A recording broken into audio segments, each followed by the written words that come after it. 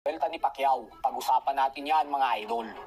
Ngunit bago ang lahat nga po nang ilabas ang official announcement nitong nakalipas na buwan lamang, nakasado na ang mega rematch sa pagitan ng ating pambansang kamauman ni Pacquiao at Floyd Mayweather Jr. sa September 19, ay bagamat inaasahan nakikita ito ng limpak-limpak na milyones nang dahil sa dami ng fans na manunood, ay hindi pa rin nga po mawawala ang mga bumabatikos nang dahil sa masyado na umanong huli ang lahat para gawin pa ang rematch.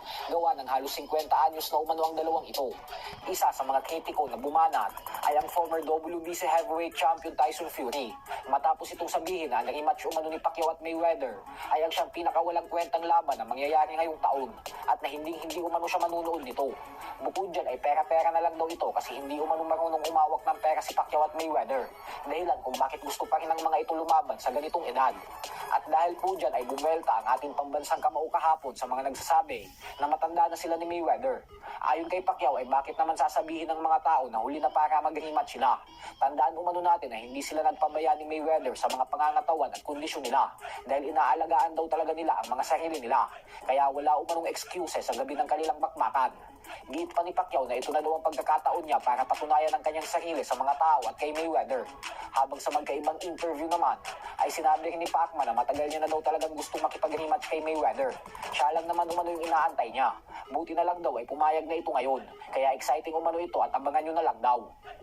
Sa kabilang banda naman mga idol ay puspusan na nga po ang paghahanda ng ating pambato na si former WBC featherweight champion Mark Magnifico magsayo 10 araw bago ang kanyang nakatakdang unang laban sa ilalim ng SUFA Boxing Promotions at sa 135-pound lightweight division kontra sa former world title challenger na si Virgil McCrory.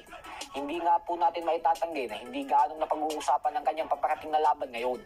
Pero asahan po natin na sa mismong fight week ay mag-uumpisa na ang hype dito. Lalo pat isa siya sa mga bigating pambato natin na lalaban sa buwan ng Abril. Kaya suportahan po natin si Magsayo. Bukod dyan ay bago lumaban si Magnifico, ay huwag din nating kakalimutang suportahan ang isa pa nating pambato na si former Unified IBF and WBA Super Bantamweight Champion Marlon Tapales. Dahil mauuna siyang lumaban sa bansang Japan sa April 3 kontra sa former World Champion Yukinori Oguni. Habang ang WBO Super Bantamweight top contender naman na si Carl James Martin ay napagbabalitaan na lalaban sa May 16 dito mismo sa ating bansang Pilipinas. Hindi pa naman po pinapangalanan kung sino ang kanyang makakatapat.